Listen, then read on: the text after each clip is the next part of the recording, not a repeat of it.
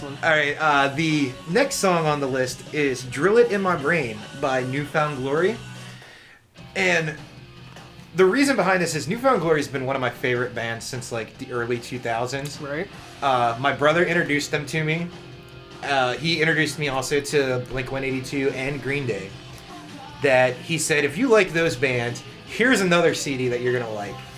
And it was the self-titled New Found Glory. Like, he sent me it through FTP. Who remembers FTP servers? You know, direct links between computers. So that was like, you know, before Napster shit. And he sent me... Napster. Yeah, rest in peace. No, I think Napster... No, I mean free Napster. Oh, free Napster, yeah. You know, you could always change the colors on the background. You can't do that with anything else. iTunes and shit. Can't. I do, like, okay, there was also, like, there was Napster, there was, like, WinMX and whatnot. There was, like, all these other, like, free-to-download sites.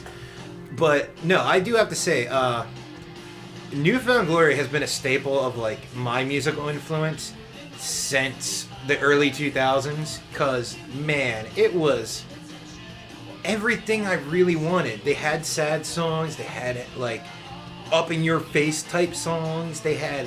like everything you could want from a punk band. And I think they learned that from like, you know, their favorite bands, which was like Blink-182 and Green Day.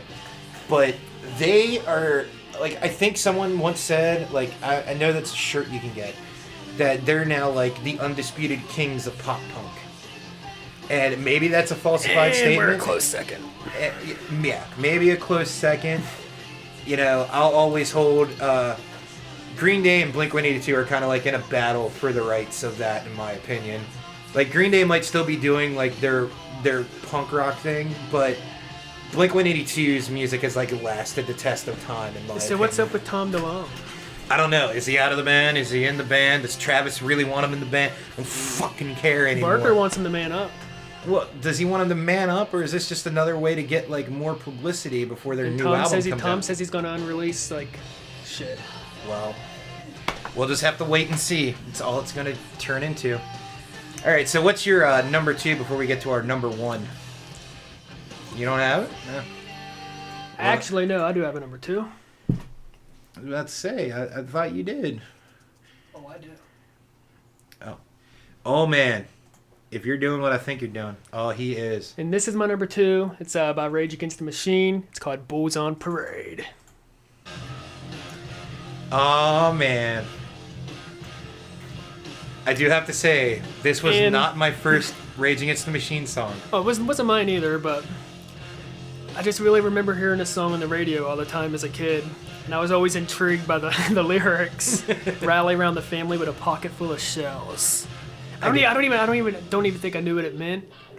But I knew shells were like, you know, had to do with guns. Mm-hmm. And I thought it was badass. And it's just the rhythm, it's just the driving rhythm and beat, and the like ferocious lyrics and vocal stylings of Zach.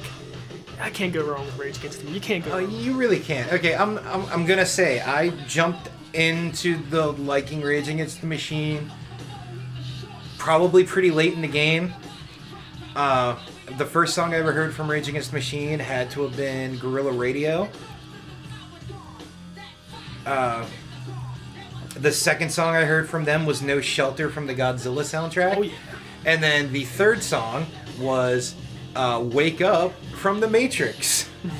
And in my opinion, all of those songs together made me love Rage Against the Machine, that I instantly went and bought like all their albums, because I was like, man, if I'm liking every song I heard from Rage Against the Machine, clearly I must like Rage Against the Machine. And I'm not gonna lie, it was one of the best purchases ever, was buying every single album. And I still have them. I had to re-buy them, but I still have them to this day. Yeah, I remember this album cover when I was a kid going through my brother's collection. Evil Knievel on the front of it, Evil Empire. I just thought it was so cool. Like, everything was cool to me with Rage Against the Machine. Like, I wanted to be Zach De La Rocha for the longest time.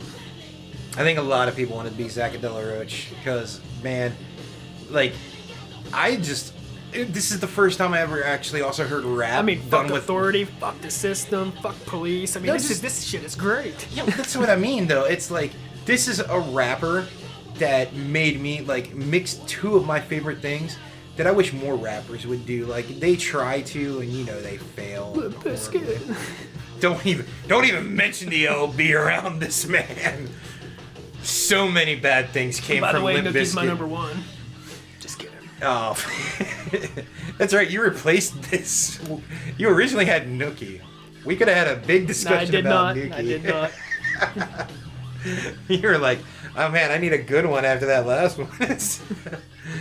Alrighty. We're coming to a close. Now that People. we've wasted almost an hour worth of your time, it's time for our number one together choice that we both decided this should be the number one song. It's by Pearl Jam. List. It is Pearl Jam's Yellow Ledbetter. Alright, now who wants to go first with their story? I think ours is the same. Okay, I've heard this song due to my brother. He was listening to it was some type of black and white cover. I have no clue what the name of it was, but it had like a dog with a chain or something. Like it was in front of a chain. It was shit. What was that album called? I don't know, but it was. It had Animal on it. Animals, probably. No, I don't think it was Animals. No? Maybe. I don't know. We'll look it up later. I know Google's like right there, but trust us, people. It's better to have stories without looking up Google because then it just ruins the fun. Was it Versus? Maybe that. Anyway, I remember hearing this song and trying to sing along and not knowing what the hell he was saying. You do a good Eddie Vedder. I do.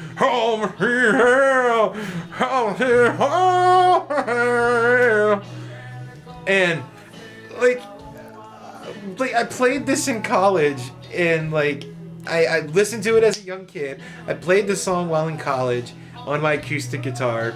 And I even found more people who liked the song and would join in and whatnot. And none of us knew what the hell the lyrics were. And the only thing we knew was the "Hey, I can see it." And it was like, it was just so much fun. Like, just playing this song and doing random gibberish to it.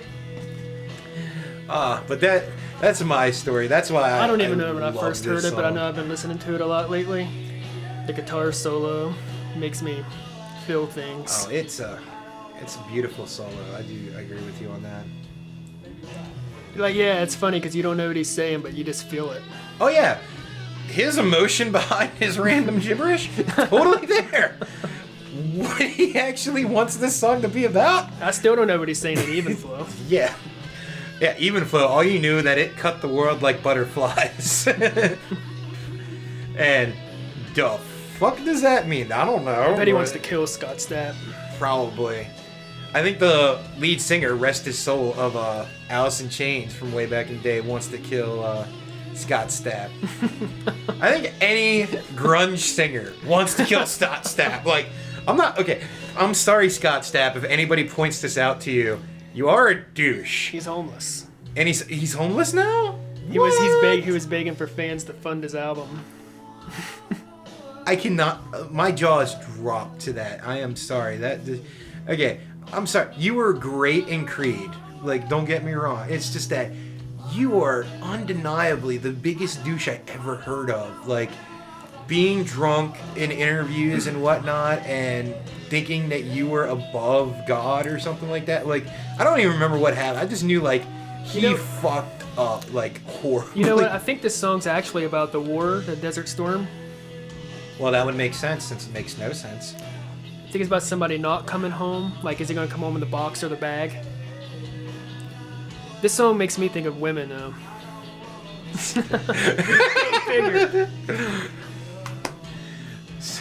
I like listening to Eminem's "Kill You." I don't know, it reminds me of women. Okay, so every song almost makes you think of women. We're not gonna lie, like, it's true. Like, you think of women in a lot of the songs. It's that you probably pick. almost anyone, you know. Yeah, I think so. Everybody's got a story to tell about a woman, and probably like picks a song that they're like, you know what, I listen to this whenever, you know, chick was being a bitch, whatever. You know, I might sound misogynistic. I'm sorry, ladies, if that's how it comes across. But you know, what do you want from me, man? We got this guitar. The guitar in this song's pretty beautiful. Oh, it is. I feel like I can see his soul. And mine. Together, intertwined. Like a puppy. Like a little lost puppy dog. Well, that was our number one choice. And I hope everyone enjoyed the list of songs that we have listed off this past hour. I think we might have gotten sidetracked. I know we started with an idea, and then we just kind of went with it because we were having way too much That's fun. my We're fault. not I gonna was, lie. I think I drifted from my list. And yes, we're just gonna blame Mikey. This probably will be like the one time we do both lists at the same time. I think next time we'll just aim for one. Anyway, I'd like to thank all of you for listening to us. I hope you have all enjoyed us. And we are going to leave you with some newfound glory as we get out of here. If you liked what you just heard, please like, comment, and subscribe. And also remember that we are going to try to make as many lists as we can. Next So week, if you guys have any ideas, leave them in the comments. Leave them in, send us some emails or whatnot. We will try to get in touch with you. But have a great night. I'm Neko Nova. Mike Maggz. And you have a great day.